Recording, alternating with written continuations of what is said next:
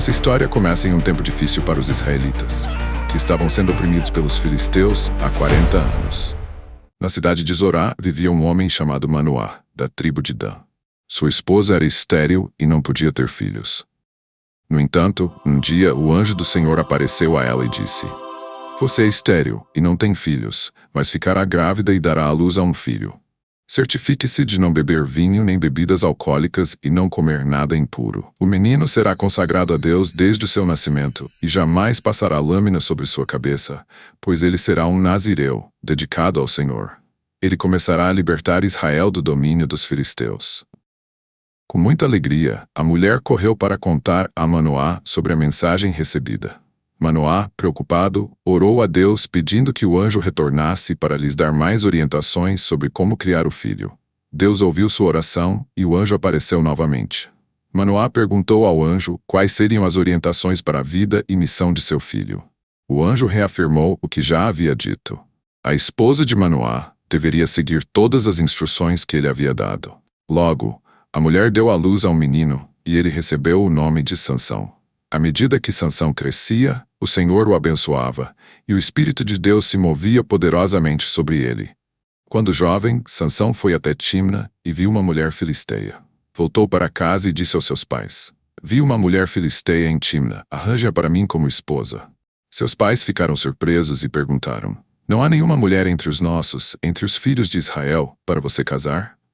Mas Sansão insistiu: "Ela é a certa para mim." O que seus pais não sabiam era que isso fazia parte do plano de Deus, que usaria Sansão para confrontar os filisteus. Em seu caminho para Timna, Sansão encontrou um leão jovem, que o atacou. Mas o Espírito do Senhor veio sobre ele com grande poder, e Sansão despedaçou o leão com as próprias mãos, como se matasse um cabrito. Mais tarde, ao passar novamente pelo local, viu que no cadáver do leão havia um enxame de abelhas e mel. Sansão pegou o mel, comeu e também deu a seus pais, sem contar a origem do mel. Na festa de casamento, Sansão propôs um enigma aos 30 companheiros filisteus.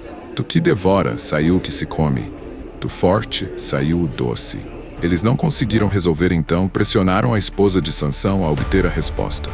Quando ela finalmente soube a solução e a entregou aos filisteus, Sansão ficou irado e, com a força do Senhor, matou 30 filisteus em Asquelon, levando suas roupas para pagar a aposta. Furioso, ele se retirou, e sua esposa foi dada a um dos seus companheiros. Mais tarde, Sansão planejou se vingar.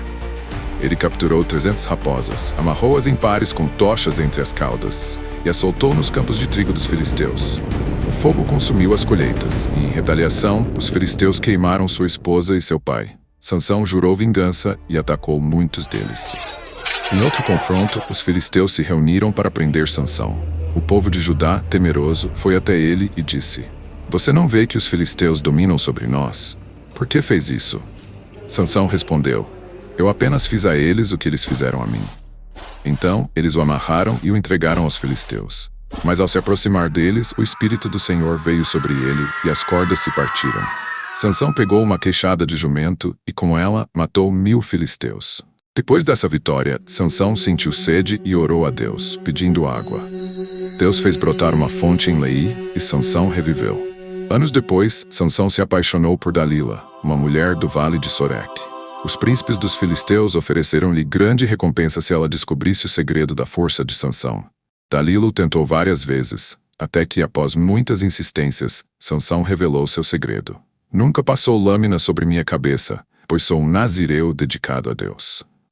Dalila chamou os filisteus, e enquanto Sansão dormia em seu colo, cortaram seus cabelos e sua força desapareceu. Os filisteus o capturaram, cegaram-no e o levaram para Gaza, onde o forçaram a moer grãos. Mas como prometido por Deus, os cabelos de Sansão começaram a crescer novamente. Em uma grande festa em honra aos deuses filisteus, os príncipes se alegraram ao ver Sansão em sua humilhação. Eles o trouxeram para o templo para se divertir com ele. Sansão, com os cabelos crescidos, orou a Deus: "Senhor, lembra-te de mim. Dá-me força uma última vez para me vingar dos filisteus."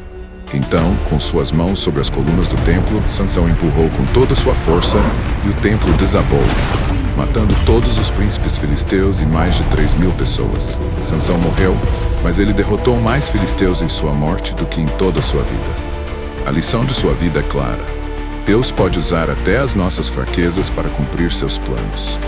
Embora Sansão tenha sido um homem forte e também cheio de falhas, ele cumpriu o papel divino que lhe foi atribuído. Sua história nos ensina sobre fé, os perigos da tentação e, acima de tudo, a soberania de Deus sobre todas as coisas. Que possamos aprender a confiar nos planos de Deus, mesmo quando não entendemos os caminhos que Ele escolhe para nós.